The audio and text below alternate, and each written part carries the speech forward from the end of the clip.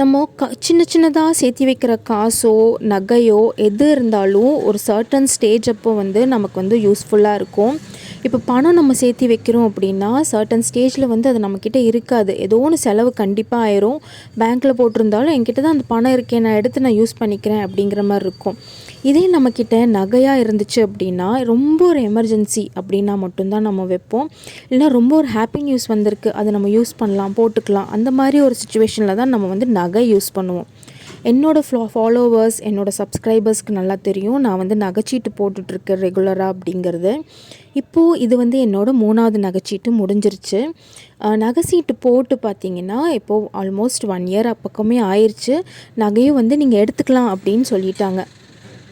இந்த டிசம்பர் மாதம் பார்த்திங்கன்னா நான் வந்து நகை எடுத்துட்டேன். என்ன நகை அப்படிங்கிறது ஒரு ட்விஸ்ட் இருக்குது, கண்டிப்பாக சொல்கிறேன். நான் பார்த்திங்கன்னா நகைச்சீட்டில் வந்து ஒரு 1.5 பவுன் கிட்டேயே நகை சேர்த்திட்டேன். போன நகைச்சீட்டில் பார்த்திங்கன்னா 2 பவுன் கிட்ட சேர்த்திருந்தேன். இந்த நகைச்சீட்டில் வந்து 1.5 பவுன் கிட்ட மட்டும்தான் சேர்த்த முடிஞ்சுது. நான் ஸ்டார்டிங்கில் பார்த்தீங்கன்னா ஒரு 1000 ரூபாயில் தான் சேர்த்துனேன். ஏன் பவிழத்தில் போடுறீங்க நீங்கள் அப்படின்னு கேட்டிங்கன்னா, என்னோடய ஃபாலோவர்ஸ்க்கு நல்லாவே தெரியும் நான் ஏன் பவிழத்தில் போடுறேன் அப்படிங்கிறது. புது ஃபாலோவர்ஸ் எல்லாத்துக்குமே நான் வந்து சொல்கிறேன். பவிழத்தில் பார்த்தீங்கன்னா ஒரு 1000 ரூபாயிலேருந்து 5000 ரூபா, 2000 ரூபா, 3000 உங்கள்கிட்ட எவ்வளோ இருக்கோ, 1 லட்சம் இருக்கா நீங்கள் போட்டுக்கலாம்.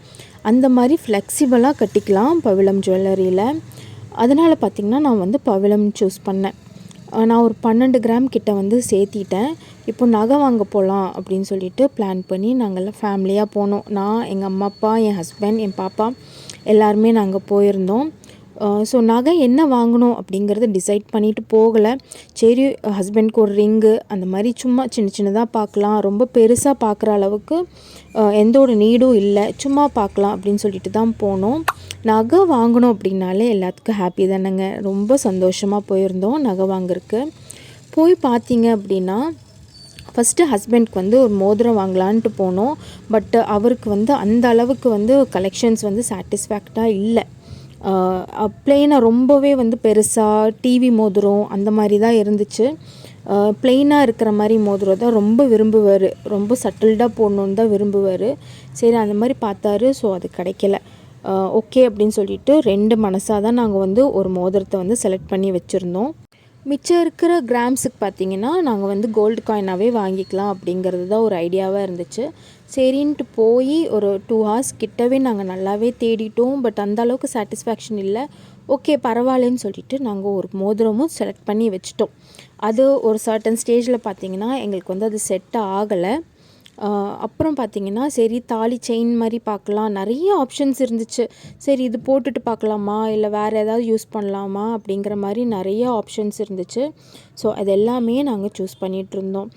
தாலி குண்டு வாங்கலாமா, அந்த மாதிரி எல்லாமே கலெக்ஷன்ஸ் எல்லாமே பார்த்துட்ருந்தோம். நகை சேர்த்தும் போது பார்த்திங்கன்னா நீங்கள் வந்து ஆர்னமெண்ட், அதாவது நீங்கள் வந்து நகையாக வாங்குறீங்க அப்படின்னா உங்களுக்கு வந்து ரொம்ப ப்ளஸ்ஸு. ஏன்னா செய்கூலி கிடையாது, சேதாரம் கிடையாது. இதே கோல்டு ஜிஎஸ்டி மட்டும்தான் 3% பே பண்ணுற மாதிரி இருக்கும். இதே நீங்கள் வந்து அந்த நீங்கள் நான் இப்போ ஒரு 1.5 பவுன் சேர்த்திருக்கேன், அதுக்கு மேலே ஒரு 2 பவுன் சேர்த்தி நான் வாங்கணும் அப்படின்னா அந்த ஒரு 2 பவுனுக்கு மட்டும்தான் நீங்கள் வந்து செய்கூலி சேதாரம் கட்டுற மாதிரி இருக்கும். அதுவும் நான் போன டைம் பார்த்திங்கன்னா ஒரு 50% வந்து ஆஃப் மேக்கிங் சார்ஜில் ஆஃபர் போய்ட்டு இருந்துச்சு. பட் எங்கள் சாட்டிஸ்ஃபேக்ஷன் இல்லைன்னு சொல்லிவிட்டு நாங்கள் வந்து அன்றைக்கி வந்து நகை எதுவுமே வாங்கலை. வேண்டாம், அரை மனசோடு எதுக்கு வாங்கணும், நல்லதாகவே வாங்கிக்கலாம் அப்படின்னு சொல்லிட்டு அடுத்த நாள் நானும் எங்கள் அப்பாவும் மட்டுமே போய் நகை வாங்கிக்கலாம், காயினாகவே வாங்கிக்கலாம்னு சொல்லிட்டு போயிருந்தோம். ஸோ நீங்கள் போடுற நகை வந்து உங்களோட சாட்டிஸ்ஃபேக்ஷன் இருக்கணும்.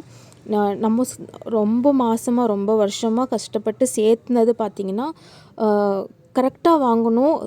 நமக்கு பிடிச்ச மாதிரி டெய்லி யூஸ் பண்ணுற மாதிரி இருக்கிற மாதிரி வாங்கணும் அப்படின்னு யோசித்து போகணும். இல்லை நம்ம சீட்டு நம்ம போட்டுட்டோம் அதனால ஏதோ ஒன்று வாங்கிக்கலாம்ப்பா அப்படிங்கிற நினப்பு மட்டும் இருக்கக்கூடாது. எனக்கு மெயினாக அந்த மாதிரி நினப்பு இல்லை.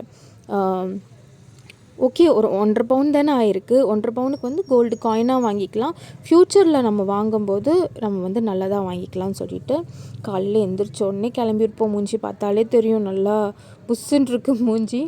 போய் கோல்டு காயினும் அந்த சேரி வாங்கணுமேங்கிறதுக்காக ஒரு தாலி உருக்கு மட்டும் வாங்கிட்டு நாங்கள் கிளம்பிட்டோம். ஸோ நீங்கள் பவிளம் ஜுவல்லரியில் நீங்கள் கோல்டு காயினோ ஆர்னமெண்ட்ஸோ வாங்குறீங்கன்னா சீட்டு போட்டு வாங்குங்க. இது இல்லாமல் நான் குமரனில் அந்த மாதிரியெல்லாம் நான் கேட்டுட்டு வந்தேன். பட் அதில் எல்லாமே பார்த்தீங்கன்னா உங்களுக்கு 2000னா 2000 மட்டும்தான் வருஷம் ஃபுல்லாக கட்டணும். 5000னா 5000 மட்டும்தான். எனக்கு இந்த பவிளத்தில் வந்து ஸ்கீம் ரொம்பவே ஃப்ளெக்சிபிளாக இருக்கிறனால நான் இங்கேயே தான் ரெகுலராக போட்டுட்ருக்கேன். வீடியோ பிடிச்சிருந்தால் லைக் ஷேர் பண்ணி சப்ஸ்கிரைப் பண்ணுங்கள். நீங்கள் நகைச்சீட்டு போடலைன்னா கண்டிப்பாக போய் போடுங்க. தங்கமயிலில் நான் நகைச்சீட்டு போட்டதும் அடுத்தடுத்த வீடியோவில் உங்களுக்கு வரும். தேங்க்யூ.